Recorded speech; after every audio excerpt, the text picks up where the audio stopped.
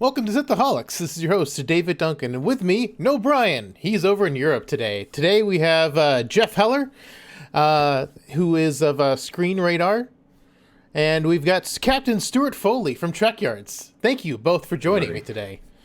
Thank you for having me. Yeah, it's a good time. It's been a while since we've had both you guys on. Stuart's first time in video, though. Yeah, considering I do video like multiple times a day on Trekyards over on YouTube. It's not my first time on video, but with you guys, yes. Oh, yes, I've been on the Synthaholic podcast a few times. So. You've been on Synthaholics. We were strictly audio before episode 300, and now we've gone into the video realm, 301 onwards. So first time you joining us in video, but you are all over YouTube for many years in Trekyards. You guys specialize on ships and all that good stuff. Yeah, just celebrated our 8-year anniversary like a few days ago. So wow. 8 years on YouTube. Congratulations, guys. That's awesome. Yeah, No, I should know my knowledge of Trek is not quite as encyclopedic as both of yours. But I'm happy to be along for the ride. I'm a big fan, so this is I'm excited to be back. This is my third or fourth time on the show now, so thanks for having me back, David. Yeah, at least, and you've always had really insightful ideas when we talked about Star Trek before in the past. So it's always good to have good fans of the show. I'm just happy to have a reason to wear my Trek free cereal box shirt. So yeah, free cereal, and I got my Cardassian shirt, keeping up with the Cardassians. I got my Red Alert. Red Alert. On. Nice. Yes, for audio listeners out there, you're missing out. So we're flashing everyone right now, but it's all good. Before we get into Strange New Worlds, in Star Trek news, I believe the big thing is the Star Trek season 3 of Picard, that they've released a newish trailer. It's about like a week and a half, 2 weeks old at this point. Thoughts? What do you guys think? Well, we actually know a lot of people behind the scenes on that show, and we've heard things over the last year leading up to it. So we have a pretty good knowledge of what's going on with season 3, which we can't talk about, which is a shame. That's frustrating. But seeing the trailer was good. There's a lot of good stuff, especially for Trekyards, because we like the ships and the tech. Sure. There'll be lots of ships. It's going to be very Trekyards friendly, if you will. So we're excited for that. But it kind of, when I saw the trailer, the first thing that went through my mind is turn on a light. It's so dark. Everything they film is so dark. And I heard from one of the people behind the scenes, it's like, you know why it's dark? No, why? Because not everything looks great when it's well lit. So they're using the dark sides to hide some of their flaws, I guess. That's fair. Oh, now, do you think that there was a lot of backlash from season 1 that it wasn't really quite what people were looking for. I think they kind of made up for a little bit in season 2. Do you think they're over course correcting as far as giving the fans what they want for season 3? I don't think so. A lot of people throw out fan service like it's a bad thing. It's not. That's why I intentionally didn't use that word because of that. But I feel as if I personally, this is kind of what I think we wanted out of season 1. But I'm curious as to if you guys think that maybe they're giving it a little too much. No, I don't think so. I still know the whole story, obviously, or the whole season arc, but from what I do know, there is a lot of what could be considered fan service in there, but just give us a good story with the characters we know and we care about, like everybody from season 1 of Picard is gone now except for Raffi. So just thought that was an odd choice for them to make. But yeah, they should have started with this season the way they're structuring it, I think, and just have like a TNG season 8 essentially. Yeah. Right. But I don't know why they did what they did. Tried something and it just didn't work. Kurtzman. There you go. That's the answer. The biggest thing that worries me from the trailer, it looked great. Like you get to see the Odyssey class, Enterprise F, which was pretty cool. Mm-hmm. Like the I guess new Connie that is the Titan A, which was really awesome. Right. Picard season 1 and 2 has set a precedent for that. We bring back old characters just to kill them, basically, because we got Hugh, Icheb, who else returned in season 1? Data. They brought him back just to murder them in the season. What's his name? Measure of a Man guy, Maddox. They brought him back. Yeah. Like they just bring all these characters back and they just kill them. Boom, boom, boom. Episode in season 2. Let's bring back Q. Let's kill Q. And it's like, oh, okay. Well, are we bringing back the entire TNG cast just to murder all of them too? Knock them all out. I hope not. I think one of them might die. Well, I mean, that kind of they're shoehorning in lore just to get Spiner back in the show. So that's I'm a little hesitant about that, to be excited about that. But you know, are they going to kill him again? Are we going to see Spiner die for like the 5th time? Mm-hmm. Why not? Why not? Is it lore? I know Geordi says at the end of the trailer, lore. It could be AI Soon that we saw in season 2. B4. It could be B4 reassembled. Again. Yeah, B4 reassembled. Right, yeah. It could be lore. Like there's so many possibilities. It could be lore that's kind of. What if it's Robot Soji 3 reassembled, to make to look like Brent Spiner? Yeah. There we go. Says it can't be lore because lore hates humans. Why would he make himself age and look more human? Yeah, and look more human. Right. I mean, right. Despite Data, because he probably found a way to do it, and he knew Data wanted to be more human. So just despite Data, he did it. Could be that there's a real turnaround for lore in this season, and he actually, who knows? Who knows what's going to happen? And we got Moriarty back. That's just like another thing. It's just like, what? Why? I mean, like. Yeah. That seemed like an odd choice to me as well. But again, who knows? I love Moriarty. He's great, but it's just like on a season that's going to be like, I guess, more of a story arc instead of just a bunch of random episodes like Star Trek typically is, or was before the new regime of Star Trek anyway. For them to like just bring him back, like I saw an interview with him. It sounds like he's only in one episode, so I guess it is a one-off episode. I don't know. I would hope so. Jesus, I hope it's not the focal point of the season. I mean, it's got to be, right? It's Moriarty. Like, right. There's no Data from the fight against. Yeah. I don't know. I'm not really stoked about the new villain either. I mean, yeah, she's played by Christopher, Lee's daughter, which is kind of poetic because he was the last villain in the original set of movies with Chang, and now she's... Yeah, Christopher Plummer, yeah. Yeah, like buy a comb, lady. I'm sorry. You look like Frau from Austin Powers. I was thinking she looked more like what's his face from Star Trek Insurrection with the stretched face. I can't even think of his name right now. She just looks like him naturally. I don't know. It was like it's just I don't know. I was kind of hoping for like something. Like, if she's gonna be the main bad guy, it's a little bit disappointing because like who is she? Is she just someone Picard wronged? I've seen like memes of like Damon Box coming back. We're coming back for you, Picard.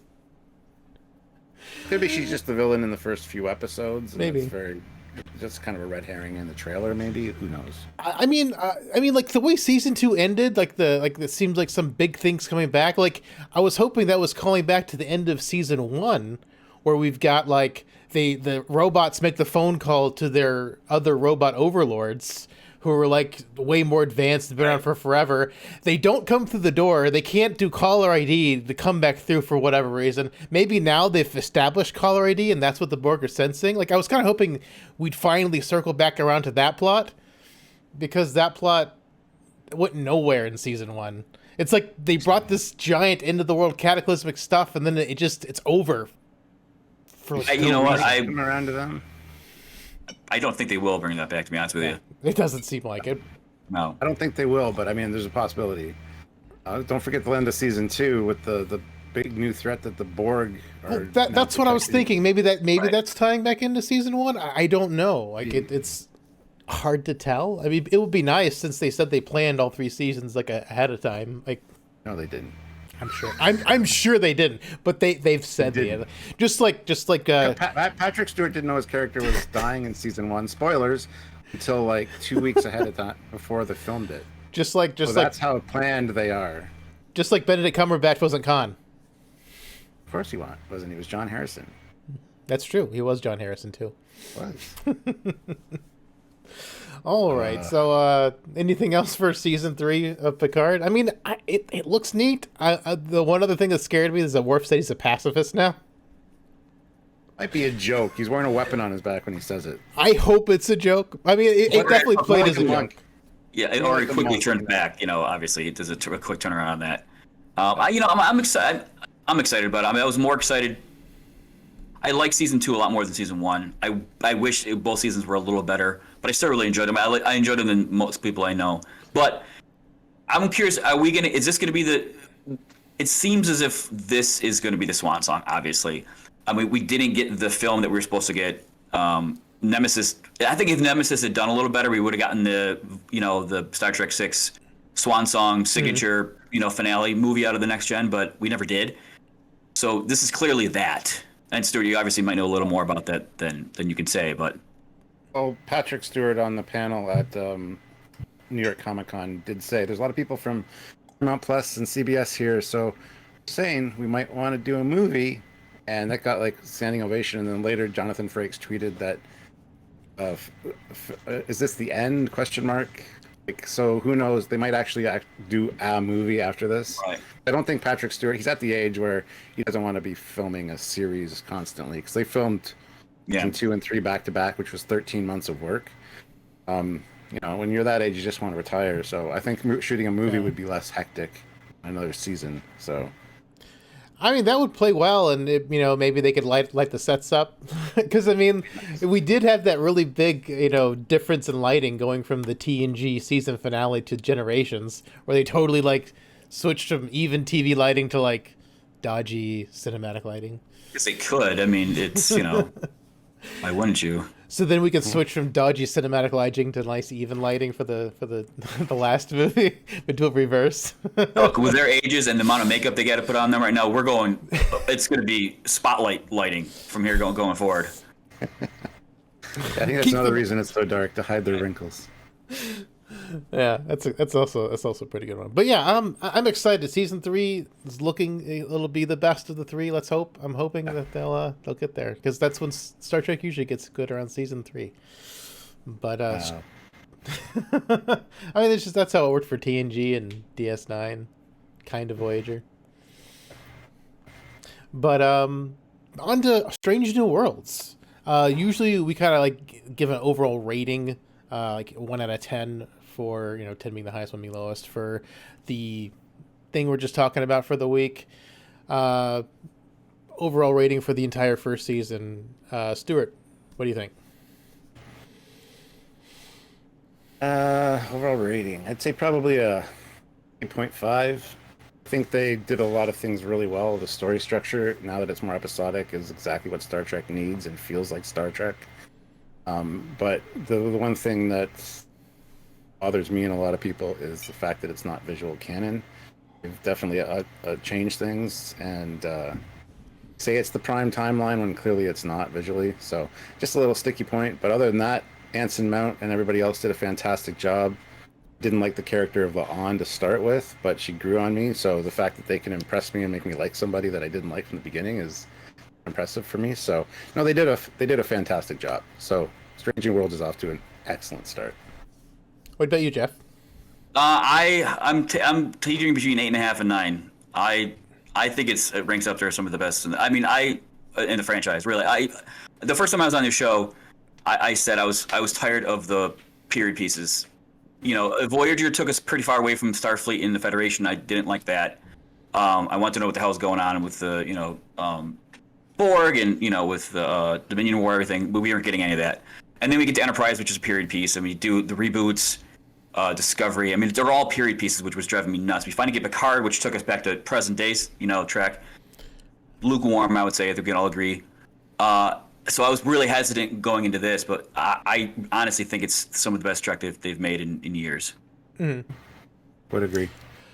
I'm going to go a little bit lower. I'm probably 7.5. And this is by far the best CBS All Access has given us as far as live actions Trek, but Lower Deck still blows it out of the water, in terms of visual style, canon, entertainment value, not violating canon. It kind of does it all really well, whereas I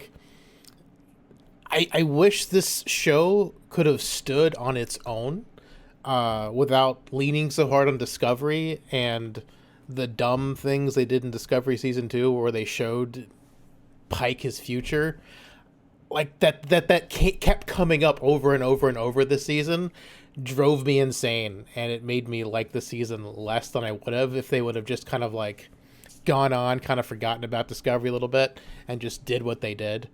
I know a lot of people thought the last episode was the best, but it drove me insane because they kept bringing back like the old, the time crystals and him dying again. Like they kept going back to that. Like I loved the setup for that episode. I love most things about it.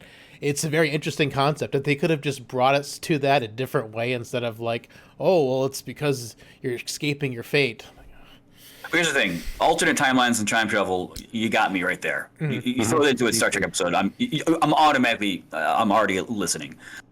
It's to me. I equate this to the prequels, the Star Wars prequels, because we're leading up to something that is inevitable, and within the storytelling, it's inevitable as well. We know Vader's going to turn, and we see that in the storytelling. This is different though, because we know something bad happens to him, but there's no like build up to a bad thing happening. So they had to create this. He knows his future. He knows what's going to happen to him in order to create that same kind of tension. Because in other words, it's this: we have a series here that happens, and then suddenly something bad happens to him, and he's done. You know what I mean? There's no.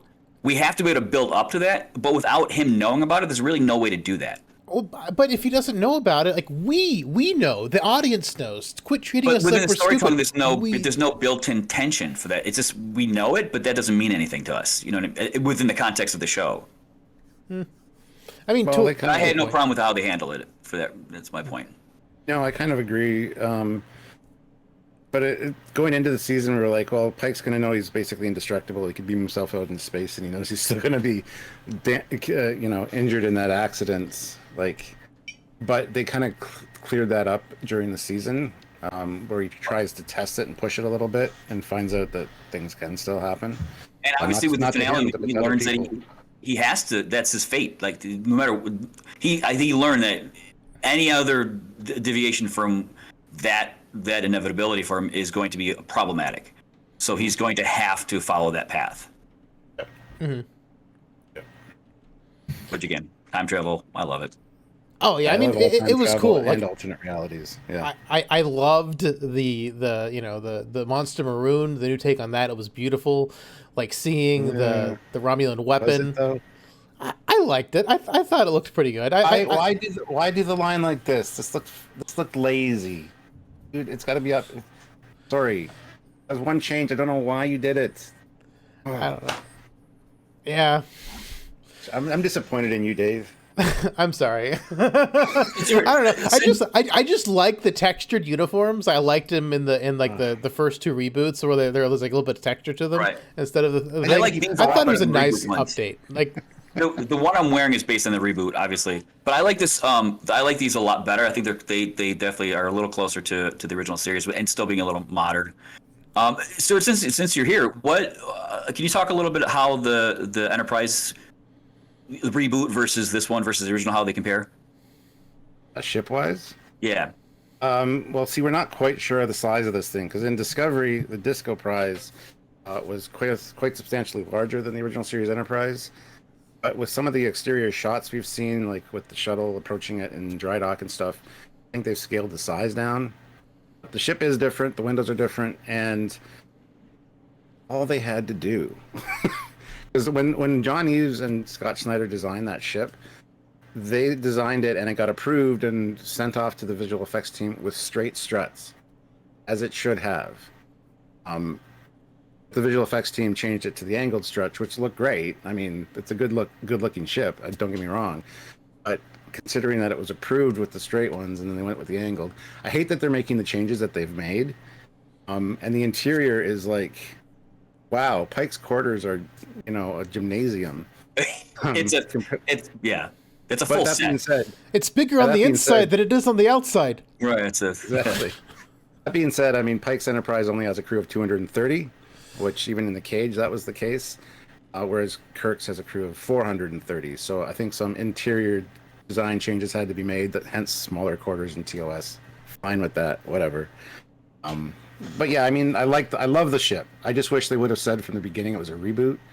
or reimagining, and they're not. They're saying it's Prime, and that's what takes me completely out of it and just kind of ruins it for me. I feel as if the design of the ship itself, you know, the computers and the corridors, everything. I think at least they're a hell of a lot closer than the reboot. The reboots looked like it was Apple made them.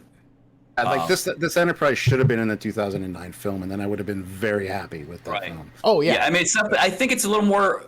To me, it feels a little more connected to the original versus the Kelvin version, but it's still super not. It's not. It's a little more than a modern update of the original, for sure. Yeah, that's a tough one because I really like the design of the ship, and if I ever knock it by saying, well, it's not Prime or it's not how it should look, people were like, well, you don't like it. I love the design. I think it was great. Johnny did a fantastic job, but just don't tell me it's Prime. No, don't feed me a shit sandwich and tell me it's caviar. Well, I just still have my headcanon theory that the original series is told by Benny, Cisco's alter ego, with like the 60s skewed version of the past. So now we're just seeing everything. TOS is a period piece. I understand. It was the future of the 1960s. I know. And every time they've showed it in Enterprise Intermere Darkly and DS9 Trials and Tribulations and TNG Relics, they were very, very careful to be exactly faithful to how it should look. You know why? Because that's how it looked. Don't fuck with it. I know. I'm just saying because DS9 does the thing. Even if they were to keep it original, they would have to do something so that modern audiences aren't looking at it like it's a cardboard set. They'd still have to make it somewhat updated, but I agree they could have done a much better job. It didn't look like a cardboard set in Trials and Tribulations. That looked fantastic. Are you kidding me? It worked. Hate that comment too. Cardboard and wood sets. I mean, if they remastered TNG, and if you look closely, some of the doors you can see the paint marks on the wood. So don't. You can rebuild the sets exactly like they were with modern materials and have it look really, really good. But I also see this is, I think they did a really good job of making this a launching point for people that are not, Trek fans. I mean, I think my son, who's never watched it, could sit down and watch this without having any context whatsoever and follow it. So I think that's part of the audience they're trying to grab here as well. Mm-hmm. And they're not going to get that with a really accurate replication of the original, set.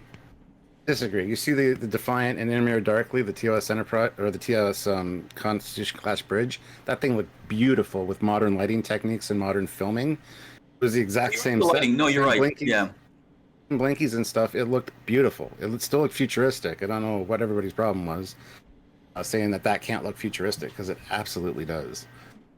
If you want to update the jelly bean buttons, as they're called, then just have the console be a black surface. When it's powered off, you power it on, you see a little light flare up, and these little holographic tactile buttons pop up like a couple millimeters above the actual console. So they still look like the jelly beans. They're actually tactile holograms. It's a good update. Looks exactly the same from a distance. Yeah, they could have done a lot of good stuff. I don't know. That's like a part of my problem with just media in general. It's like you take something people love, right? And they're like, we're gonna make it again, or we're gonna make it for the first time. But then like the director's got to put like their spin on it, and then it's not what people fell in love with. And it's just like, well, why are you making it if it's not what people liked or fell in love with in the first place? Like, why waste the effort? Right, make your own thing. Fans. Yes, right. You're shitting on the fans that are fans and the reason that the franchise has lasted so long. You can do both. You can bring in new people and make the old ones happy. Strange New Worlds, I think, was trying to ride that line of doing that. But considering they already established what the ship looks like in Discovery, Discovery's its own thing, this Discoverse. They've done some changes to kind of go the right way with it, and I think the way that they've told the stories and made such a good season is definitely like a peace offering to the fans a little bit for the visual problems. Sure. So what do you guys think of how Spock and the Vulcan culture was handled in Strange New Worlds? No, yeah. Mm-hmm. Yeah, I think they did a fantastic job. I love T'Pring now. I always hated T'Pring from Amok Time. Same Now here. I don't want to not hate her. I know I'm going to. I'm more invested in the Vulcan culture than I ever have before. Really. Exactly, yeah. They did a great job. And speaking of the Vulcan culture, I gotta say, probably Amok Spock is probably the highlight of the season for me. Oh, Spock Amok, yeah. That's Spock a good Amok? one. That's It was Freaky Friday in Star Trek. That was a lot of fun, and it was really well done. And Mort T'Pring is great. I watched the show for the plot. What I really liked about it too is that it reminded me of, there were a couple episodes this season that were a little more lighthearted that ended with a lot of emotional weight, which reminded me of Doctor Who. Some of the like TOS. Yeah, some of the silliest episodes can end up having some of the strongest emotional, feeling. So I thought it was great. I really, really liked that episode actually. Yes, that's the thing. TOS had self-contained stories that at the end you felt like you'd seen a goddamn actual story, and you felt good about it. Whereas Picard, it's like I have PTSD from watching Picard, for Christ's sakes. Anytime I watch another show, like, oh my god, this is going to take 7 fucking episodes to figure out. It's like, no, they did it in 2. All right, cool, good job.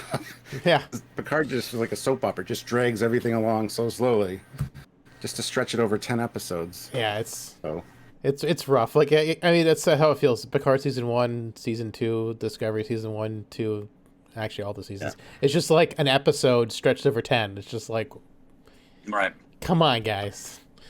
Come on, please. But what are your guys' high points for Strange New Worlds? Ooh, there were some fantastic episodes. I really liked the Elysian Kingdom episode. I love Pike playing off Pike. Dr. Omega's entire storyline with his daughter, I thought was just brilliant and really hard. Yeah. It was, heartbreaking, really, and it did such a good job with that episode too. Again, being a really lighthearted episode that had just, I mean, it was super emotional by the end. Mm-hmm, mm-hmm. Yeah, the ending was quite Star Trekky. Yeah, I don't know. There's so many good highlights in Strange New Worlds, but there's one thing that really, really, really, really irritates me. Strange New Worlds season 1. What that is? What is that? How they handled the Gorn. Made them into xenomorphs. I'm with you 100%. And it could be that these are actually Gorn experiments, genetic experiments that the Gorn were working on that got out of hand. So everybody assumes these are the Gorn, but the Gorn are like, I don't know, we're coming to fix that. I don't think that's how they're handling this. I think this I don't think it is either. They're the new super race. Hopeful. I'm always cautiously optimistic, and I look for the way they could explain it to make it better, and I'm always disappointed. I mean, the Gorn they present here are affordable. These are evil. I mean, you would think if this Gorn had been presented in the original in a TOS, they'd be a much bigger presence going forward. They'd be worse than, a bigger threat than the Borg, but they're not. So why are they so menacing now? They're not, in 30, 80, 100 years. The way they're presented in Strange New Worlds, they are the most fearsome thing in the entire everything. Like, they'll tear the Borg up, they'll tear the Hirogen up. Like, it feels like they're trying to model them after, like, the Hirogen, but they're the Hirogen on steroids. They're the infants will kill all of you. And I love them as a villain. Or it was fantastic. I just wish it wasn't the Gorn. Exactly.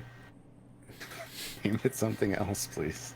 Right. But that episode with when they're in the ship, the crash ship, was great. I thought it was like watching the Thing, or even Aliens. But first episode with the Gorn with this like submarine type battle was really well done. That was probably my second favorite episode of the entire season. Like, it felt like, actually, the episode with the Romulans, in TOS, the one, it felt like Balance of Terror, like, as an episode, and then they basically redo Balance of Terror in the last episode too. Like, it's like we're doing Balance of Terror twice this season, which it's just fine. Balance of Terror is a fantastic episode, and them doing a Balance of Terror episode with they're hiding from the Gorn in like the collapsed star or whatever it was, like, that was fun. That felt that was the most Star Trek-y feeling episode, TOS-y feeling episode of the entire season. I agree. loved it. It was right up there with Swak Amok. Loved it. And also it leaned into Pike's leadership capabilities, which I thought was great. I think he's a great cap. I always wanted to see more Pike. I think he's a great captain. He's got the swagger of Kirk with the diplomatic and the military mindset of Picard, which I think is great. Yeah, Ensign Mount was such a great casting. Yeah, and the need to get things done like Sisko and Archer, kind of that rough and tumble if he needs to be. Right. And speaking of highlights, his hair, holy moly. It got taller and taller. It's the Paramount Mountain. I've never been more jealous of another person's hair in my life. Holy mackerel. As hair generated many memes. Yes, it did. It was pretty great. I saw, his just pictures of Anson in general, like outside of I'm disappointed that that's not how he wears all the time. I'm like, no.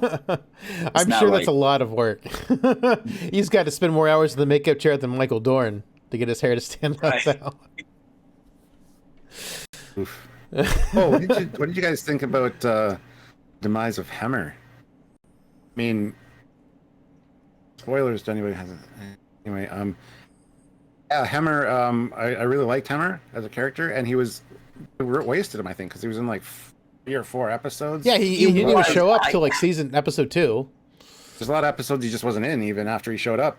And his loss was, I was like, all right. I guess Hemmer's gone now. Like, it wasn't, all right. Like, I didn't care. Yeah. I mean, he was fine. I mean, like, I think the thing that bothers me most about Hemmer being gone is that we finally have an Andorian crew member and then just get rid of him. Yeah. Well, he was an Aenar, not an Andorian. But they're from Andor. I mean, they're sister races. They're from the same place. Like he looks like an Andorian. He's for Star Trek being this like conglomerate of tons of species and all this stuff like that, and like the JJ reboots and like Discovery, we've got weird aliens we've never seen before all over the bridge, don't ever talk or do anything, and now like we've got established aliens that we know, like let's put people we know, like aliens we've seen. I mean, I really liked him as a character. I didn't think I thought his death didn't have. I don't think they gave it the weight it needed, or I don't know. I thought it was great. They mentioned numerous times how he's blind and yet he uses his other senses, but I never really got that. I thought that would play more into him being an engineer. Like I wanted to see him do more fancy stuff with his hearing or his other senses. There's never got enough time with him. Yeah, So- I know. But that was it. Like I said, I really liked him as a character a lot. I really wish I did more with him. So I wish his death had more impact. But it's more impact than Ariam's death had, who didn't have any screen time at all. Then all of a sudden they give her an episode to herself, and I'm like, they're killing her. They're absolutely killing her because they're giving her more than 2 seconds of screen time this episode. You're talking about no impact. He fell off a ship and impacted pretty hard. I'm just saying. Well, I'm saying he had more impact than Ariam for sure, like way more impact than Ariam. But if they're gonna kill him, they definitely should have waited to season 2. Like let's get to know him and care about him more. Like, yeah, I agree. Most of his interactions with Uhura, and it was nice. But I mean, I don't know. It's these seasons are too short, and these characters are not featured enough for you to kill them and give them any impact to us. Like, Speaking of Uhura, I'm curious what your thoughts on how they handle, because part of me, of all the characters, she definitely diverts from the original Uhura more than anyone else, I think. They gave, but that may also make me think that they never gave Uhura much to work with in the TOS at all. So I'm like, they've given her a real backstory, given her a real personality, but it's so vastly different than the Nichelle Nichols version of it that I'm like, those two are pretty conflicting. At the same time, though, they fleshed her out really, really nicely, I thought. She better not be speaking Klingon. Well, Nichelle Nichols fought that for Star Trek 6, but they felt they needed something funny. She should know Klingon. She should know Klingon. It was dumb that the communications officer doesn't learn languages. And granted, she did have her whole memory wiped by Nomad. Yeah, that's true. That is true. So it could still work that she could know Klingon before Nomad, and she just never relearned it. It's only their, biggest enemy. Why would you know their language as a communications officer? Nah. So I think Uhura was. It's good seeing the characters actually get some due because you watch TOS and it's Kirk, Spock, and McCoy show. Yeah, 100%. Occasional little sprinkles of everybody else. But they didn't need to give her a tragic backstory like her parents and her brother got killed in the shuttle accident. Everybody's got to have a tragic backstory these days. Picard didn't need a tragic backstory either. Yeah, or a tragic old man story. I picture my mom as an old lady sometimes. They gotta explain away that scene from season 1 of TNG somehow. Oh yeah. It just made me so mad. I'm like, why does Picard need a tragic backstory? Why? Just continuity. That's all we're looking for. Just continuity. It's not that hard. Just give us continuity. No, you guys are, like I said, you guys are definitely more well versed than I am. It was Kirk's brother. Okay. Here we go. Where was it ever in canon that he served in the Enterprise under Pike? It was never in canon. He was in Starfleet. He was a scientist, and he died by the pancake that fell on his face, or a fried egg, or a plastic vomit. Yeah. Basically, the problem I have with that, I love Sam Kirk. Don't get me wrong; he's great in the show. I just wish we see more of him. But if you listen to Star Trek, TOS, his name is George. Only Kirk calls him Sam. Right. So Is it Sam George or George Sam? One's his middle name, but I don't remember which order it's in. I think Sam's his middle name. George he's named after their father. Right. And only Kirk calls him Sam, but yet now here everybody is calling him Sam. And no, it was never established if he was ever in Starfleet. I think it might have been mentioned that he served on the Enterprise at one point. Where Kirk got command, that's fine, whatever, but it was never mentioned. Just filling that in. I don't know how I feel about that. I was upset when it first happened, and then I'm like, I like this guy, it's fine. I tell you what, I hate to say this, I like him better than the new Kirk. I do too. New Kirk is awful. He really is. I mean, Chris Pine. I thought Chris Pine did a pretty decent job of embodying the character.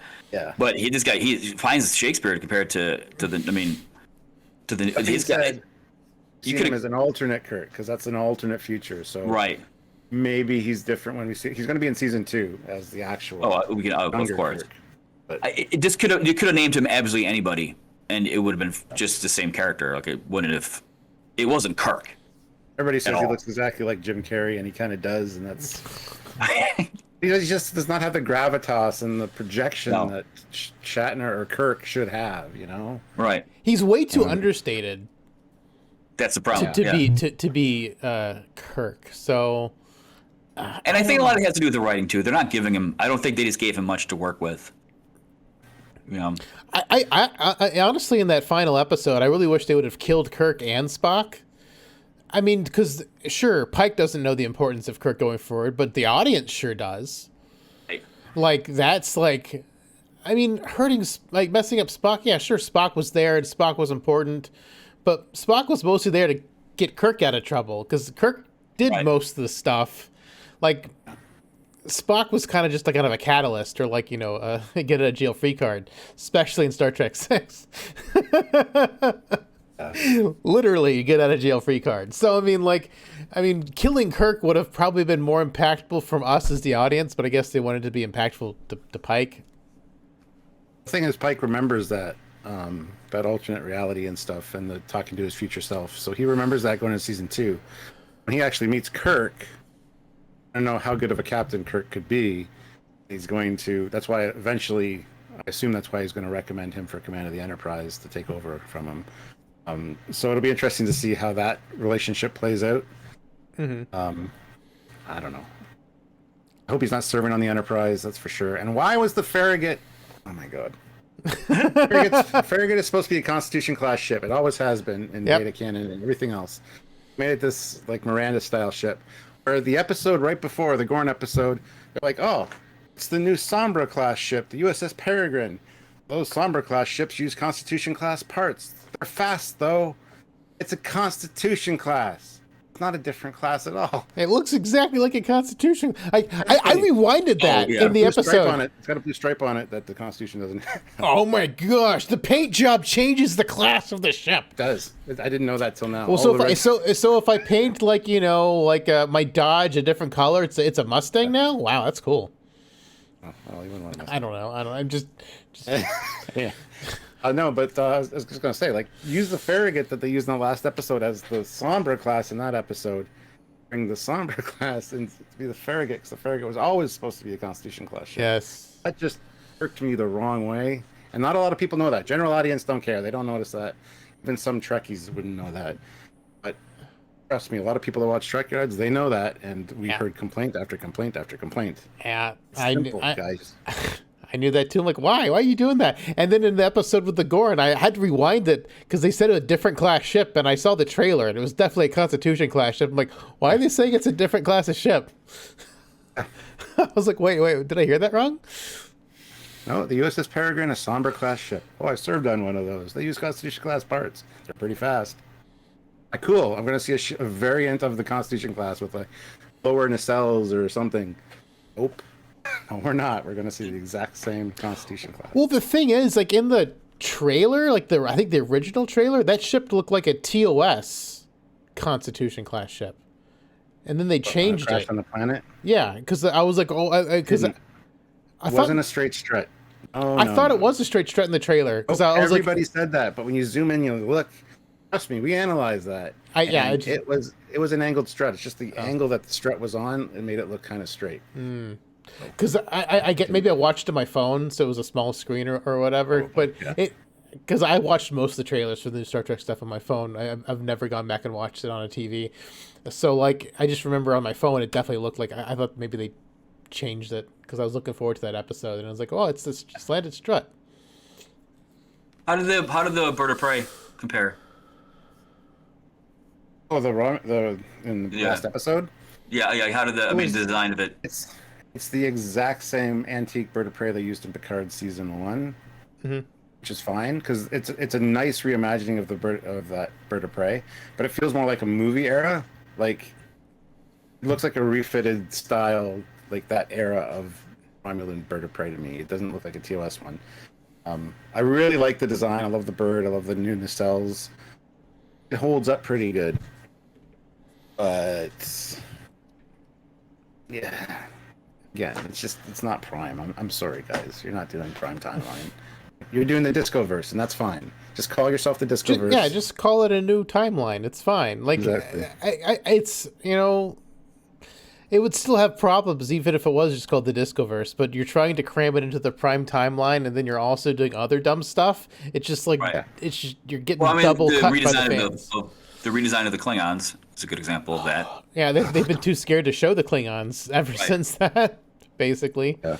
And now we've got Worf, and Worf looks like Worf, thank goodness, exce's he's got white hair. How funny would it if they brought him on and he looked like the redesign of the Klingons? Oh, and it was supposed to Worf. Everybody was freaking out about that. He looks like Worf should. I'm like, of course he does. You're not going to change Worf. Discovery. I also saw an interview with Michael Dorn around when season 1 of Discovery came out, and Michael Dorn was like, "Yeah, I'm not gonna sit for makeup if that's what they're gonna do to me." He's like, funny. he felt bad for them. Like, how do they act through all that? Like, the entire face is covered, whereas before, like, only the nose to the head is covered. That's why they speak like because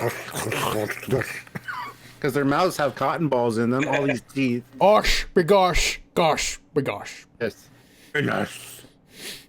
Can't even do it. Samuel, like, on Trekyards, can do Kalash. They say it, and it's like, oh my god. You know, that was interesting. It sounds like you're at the dentist with that thing in your mouth that's sucking all the spit out, and they're asking you to talk. I think what's interesting about this is that Majel Barrett, she had 3 different characters being portrayed by 3 different actresses in this series.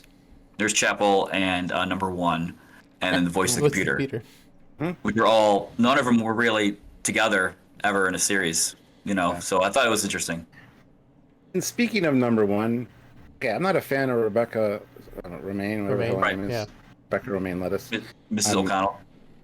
Yeah, exactly. But Mrs. she was she was really underused and not impressive at all in this series. Sure, they made her a superhero at one moment. Right. She was carrying like a dummy of Hemmer. It was literally a crash test dummy.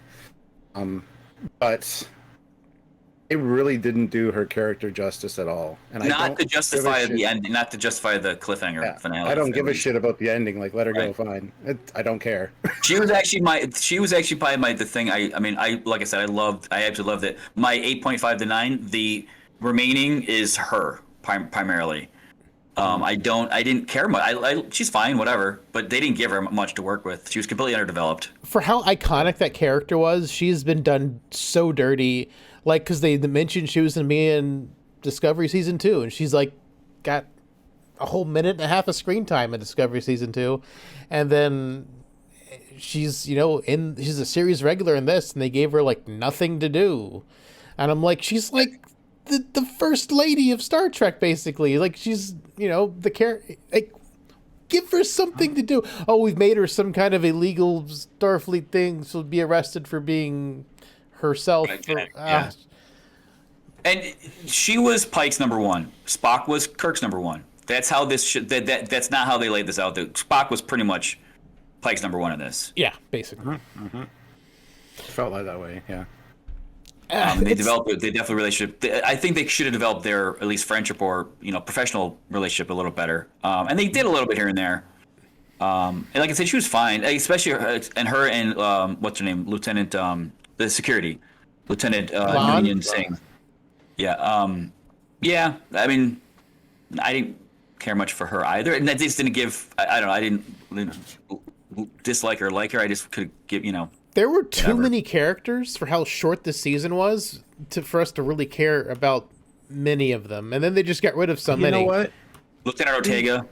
We know all of them, whereas Discovery is on season 5. And do you know any of the bridge crew? One of them is named Bryce. One of them is named Reese. So Strange New Worlds, in the space of one season, has done a better job of introducing and getting us knowing the entire bridge crew, essentially. Even Lieutenant Mitchell, the other lady, Asian lady. You're 100% correct. But to David's point, because of the lack of time, introducing them hasn't given us, again, going back to number 1, we know her. But we don't give a shit about that she got arrested at the end because they didn't give her enough time. And Hemmer, and killing Hemmer, didn't care. Also, La'an's leaving. We lost 3 regulars at the end of season 1 or throughout season 1. Like, but why? And for me, the most standout character of the entire show was the new Nurse Chapel. I loved her in every scene. She was by far the most entertaining character on the show, bar none. Yep. Love new Nurse Chapel. Let's get lots more Nurse Chapel in season 2, please. And going back to how they handled Spock's human side and this Vulcan lore. The original series in TOS, it was Nurse Chapel Spock relationship with a little bit of a throwaway, I think. But this had some gravity to it. Like, this was significant. Yeah, I mean, Jess Bush did a fantastic job with Nurse Chapel, and she's a character now. In TOS, she really wasn't. No, she was the boss's... Here's your plomeek soup, Spock. She was the nepotism character. Right, yeah. The boss's new girlfriend. Oh. Well, yeah, it is what it is. But yeah, I don't know. Like, too many characters. Not enough time for us to care about them before they ceremoniously got rid of 3 of them. Yeah. Well, Lon won't be going anywhere. I think she'll be back in season 2. I mean, I'm sure Rebecca Romaine will be back. That'll probably be the focus of season 2, getting number 1 back, even though they're not going to use her at all. Again, going back to my, again, you guys are better versed than I am. Once they establish in Glass Menagerie, like where did number 1 go? Like what was her destiny? Is it in canon anywhere or no? There was a book written where we found out her name was Una. Like, the first time we ever found out her name was in beta canon. I'm glad they canonized that, but I don't know. They never established if she left the Enterprise under, I just assumed she just was transferred out, took it different. I assume she probably went on to Starfleet Council or something like that. Like, I don't know. Yeah. So is that where, at this point, we are to assume the reason we do not see her going forward is because she's been incarcerated for her whole life? Is that correct? So what to assume right now, yes. All right. Yeah. Mike's not going to let that stand. No. But he's altering his timeline. Another future Pike will have to come and tell him, no, you can't break her out of jail, because this happens when you break her out of jail. Everything Pike does, it's like, you can't do that. Theoretically, if he does break her out of jail and, he gets tried, because they even said in the episode where they revealed that she was genetically altered, that anybody that helps her is also Right. going to be punished as well. So if they take him out of the captaincy, then he'll never be in command of the cadet training crew where the explosion happens. Yeah, so we know there's no... for that reason, I don't think they're going to go in that... Okay, I take that back. They may. I mean, they're not going that direction, but they very well may. I think they kind of have to, because, Lower Deck Season 2 also went in that same direction. Like, the captain got arrested at the end of Season 2. At the beginning of Season 3, they get the captain back, and then in Strange New Worlds, the first officer gets arrested, then they have to use the next season to get her back. A little bit disappointed they both had the same, ending cliffhanger. I just hope that first episode of Season 2 of Strange New Worlds, it's like, number one's back now. It all happened off screen. So anyway, here's the story. This is what happened. No, I want to see them go to the Zephram Cochrane reenactment site in live action. I love that story all happened off screen. The big action piece. You just kind of get a recap of it at the end. That was awesome. Yeah. It's Captain Bateson from Cause and Effect. Kelsey Grammer was on the team that saved, or was going in to save Freeman. I don't know if you noticed that. Oh, no, I didn't. That's great. Oh, man. Speaking of Kelsey, I like that future Pike had they at least, that was a pretty decent uniform they had on him. I thought that was a really nice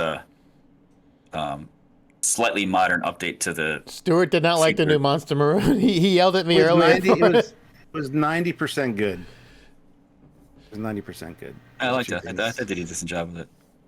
Yeah, it was just nice to see it. Honestly, it's like, I was excited. Look at that. So was I, and it looked great for the first 2 seconds, and then the more I looked at it, the worse it got.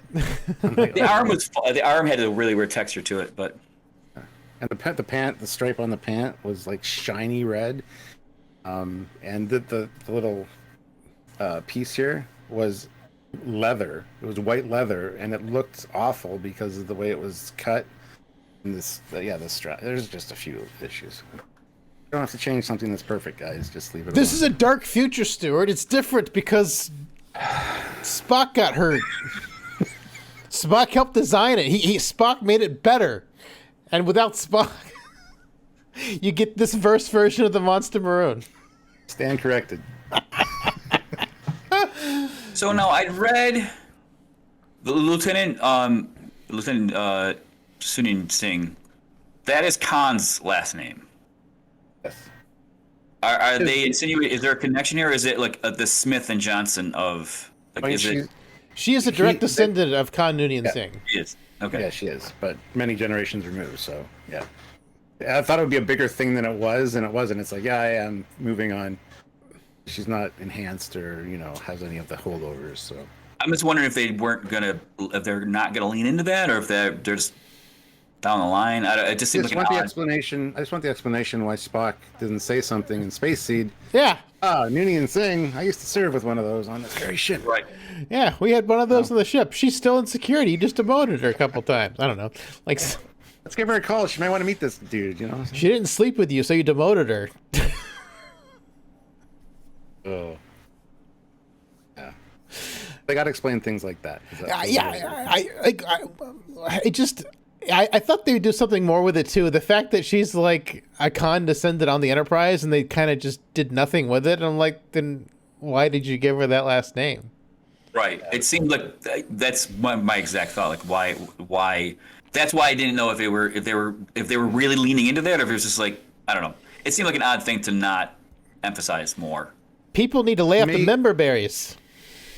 Yeah. May use it at some point, but I don't know. I thought they would have used it in season 1, and it just never went anywhere. So I don't love these. I mean, what are the odds that she's on the Enterprise? What are the odds that Kirk's Starfleet's big, right? I mean, we can assume there's more than a few. There's one ship in Starfleet. That's why it's a fleet. Just the coincidences. That's not the case just for this show in general. When they do stuff like this, I'm like, okay. Statistically, the odds of this happening are pretty slim. I'm saying. Yeah, because I don't know what the size of the TOS fleet would be necessarily. A couple hundred. I don't know. Anyway, there's only like 12 Constitution class ships, 12 original Constitution class ships. They build more later, but and those are like the big heavy cruisers and explorers. I don't know how Starfleet works in TOS. Honestly, it's never clarified, unfortunately. And this show would be a great time to clarify it, but no, we're just going to muddy up the waters by having so many conveniences happen in the one episode. Like, I just kind of wish writers would stop thinking we're all fucking idiots. I know. Although we did see a single nacelles, like a Saladin class. That was Wasn't great. a Saladin, but sort of with 3 crew members. 3 crew members on board. Oh, that sounds like Star Trek 3. Oh, no, it was a smaller ship because we saw the schematics on the one console. Yeah. Huge, engine core. No, and but a bridge. They stole the Enterprise. They rigged it up for a 3-person crew. Good old Scotty. Come on, it's been done before. Speaking of Scotty, we heard Scotty. Good. Brief little audio cameo. off screen. Just get a guy with a Scottish accent. Could have been anyone's arm. Oh, wouldn't have been. Anyway. No.